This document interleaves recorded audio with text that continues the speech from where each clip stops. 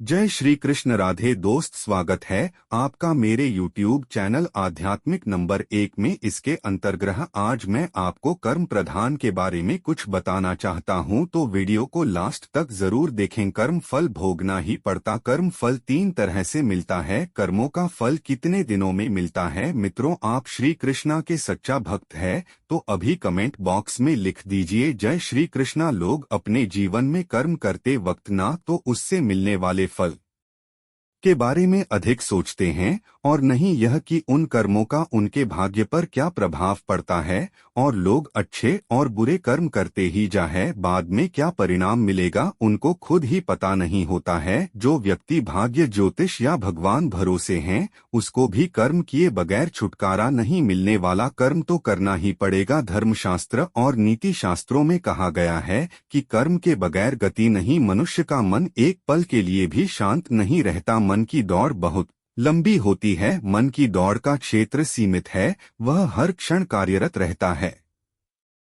मन पर नियंत्रण करना बहुत कठिन कार्य है। यही कार्य कर्म कहलाते हैं। ऋषि मुनियों ने कर्म के 3 भेद बताए हैं जो अभी आप जानने वाले हैं। मित्र, आप हमारे सनातन ज्ञान कथा चैनल पर पहली बार आए हैं तो चैनल को सब्सक्राइब अवश्य कीजिएगा। आप चाहते हैं हिंदू धर्म को प्रचार प्रसार करना तो इस वीडियो को अपने दोस्तों के पास शेयर जरूर कीजिएगा। कई लोग यह सोचते हैं जब वह अच्छा करते हैं तो उन्हें जल्दी से उसका फल चाहिए, और जब बुरे कर्म करते हैं तो उसे भूल जाना चाहते हैं। लेकिन शास्त्रों में जिस तरह कर्म का हमारे जीवन पर प्रभाव की व्याख्या की गई है, प्रत्येक व्यक्ति को उस पर जरूर विचार करना चाहिए ताकि उसके जीवन में कोई भी संकट मुसीबत ना आए। जो व्यक्ति के कर्मों के आधार पर अपना जीवन व्यतीत करता है, उन्हें सभी क्षेत्रों में सफलता प्राप्त होती है और वह कई प्रकार की समस्याओं से दूर रहते हैं। इस संसार को ईश्वर ने बनाया है, उसकी व्यवस्था एवं संचालन हेतु विधि विधान भी उन्होंने बनाया है।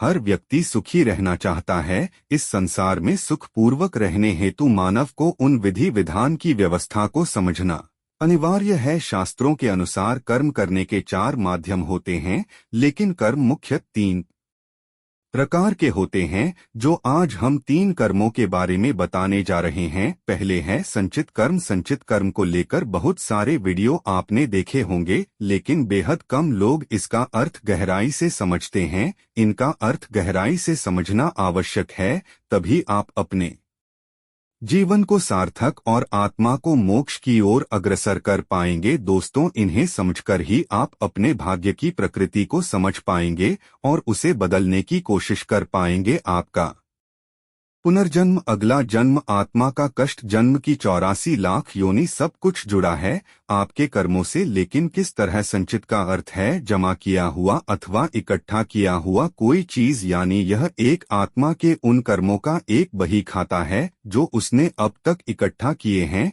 मित्रों, एक आत्मा कई बार जन्म लेती है और कई सदियों से जन्म लेती आ रही है। हर जन्म में उसने कुछ अच्छे और कुछ बुरे कर्म किए ही होंगे। वे सारे कर्म इकट्ठा होकर संचित कर्म कहलाते हैं। यहाँ तक आपने क्लियर हो गए होंगे कि संक्षिप्त कर्म का अर्थ क्या होता है, यानी कि संचित कर्म किसी भी आत्मा के द्वारा हर जन्मों में किए गए कर्मों का एक रिकॉर्ड है। अपने इन कर्मों के बारे में किसी भी मनुष्य को जानकारी नहीं है। वह केवल वर्तमान के जन्म के कर्म के प्रति सजग रह सकता है, परंतु भगवान इन कर्मों को जानते हैं और वह उसके अनुसार आपको फल भी देते हैं। तो आपने जान गए होंगे कि संचित कर्म क्या होता है। दूसरा है प्रारब्ध कर्म। प्रारब्ध कर्म को प्रारब्ध कर्म भी कहा जाता है। यह अक्सर भाग्य से जुड़ा होता है। इसे संचित कर्मों का एक भाग माना जा सकता है, लेकिन प्रारब्ध का फल हमें इसी जन्म में भोगना पड़ता है। प्राय ज्योतिषी प्रारब्ध कर्म शब्द का प्रयोग करते हैं।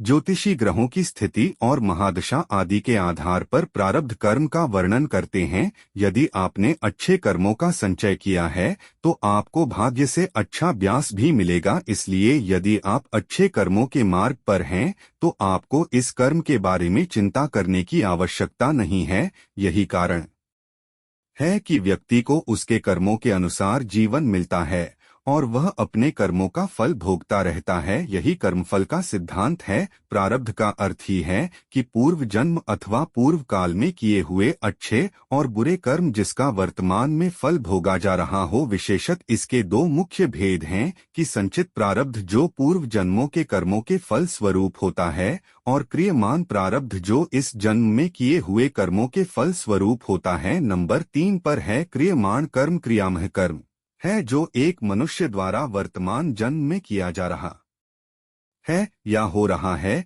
यह सच है कि आपका भाग्य बहुत हद तक आपके संचित कर्मों पर आधारित होता है, लेकिन उसे क्रियमाण कर्म द्वारा बदला जा सकता है। केवल इतना ही नहीं कि एक मनुष्य के क्रियमाण कर्म में जितने अच्छे काम होंगे वह उसके संचित कर्म में मौजूद बुरे कर्मों को भी काटते जाएंगे। इसलिए यह आवश्यक है कि हर व्यक्ति अभी अपने भाग्य को कोसने के बजाय अपने कर्मों पर ध्यान देता कि आगे उसका जीवन अच्छा बीते। तभी तो भगवान श्री कृष्ण ने कहा है कि कर्म कर, फल की चिंता मत कर। यह सच है कि आप अपने संचित कर्म को नहीं बदल सकते, लेकिन संचित कर्म में अच्छे और बुरे कर्म दोनों शामिल होते हैं और आपको दोनों बार बार जन्म लेकर तब तक भुगतना होता है जब तक कर्मों का हिसाब शून्य ना हो जाए। जब यह शून्य हो जाता है तभी आत्मा जन्म मृत्यु के चक्र से मुक्ति पाती है, क्योंकि उसके पास अब कोई कर्म नहीं बचता भुगतने के लिए। अगर आपने अभी अपने कर्मों पर ध्यान दिया तो संचित कर्म में मौजूद बुरे कर्म अकर्मों से घटते जाएंगे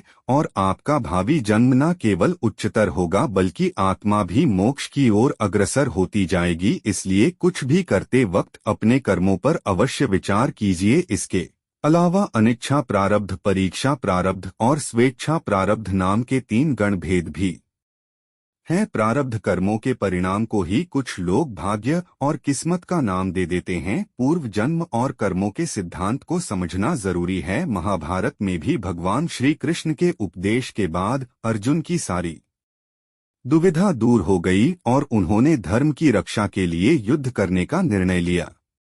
उन्होंने श्रद्धालुओं को निस्वार्थ भाव से कर्म करने, जरूरतमंद आदमियों की सहायता करने के लिए प्रेरित किया। इस अवसर पर रामधारी जिंदल, श्री भगवान दास जिंदल, सीताराम जैन, जय भगवान जिंदल, सतीश गोयल, राधेश्याम जिंदल, रमेश लक्ष्मीचंद, महावीर गोपाल जिंदल, पवन वर्मा, संजय जगदीश, नरेश, विनोद, सुभाष आदि उपस्थित थे। मित्रों, जैसे गर्भ के बालक का जन्म होना अनिवार्य है, भगवान राम ने बाली को छुपकर मारा था, फिर कृष्ण रूप में अवतरित हुए।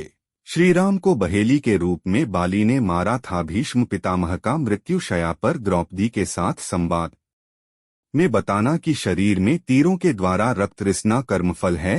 राजा दशरथ का पुत्र शोक में प्राण त्यागना भी उनका कर्मफल। कर्मफल से भगवान भी नहीं बचते तो सामान्य मनुष्य की बात क्या। कर्मफल का विधान अर्थात जैसा कर्म वैसा फल। मनुष्य अपने भाग्य का निर्माता आप है। कर्म प्रधान विश्वर चिराखा, जो जस कर हिसो तस फल चखा।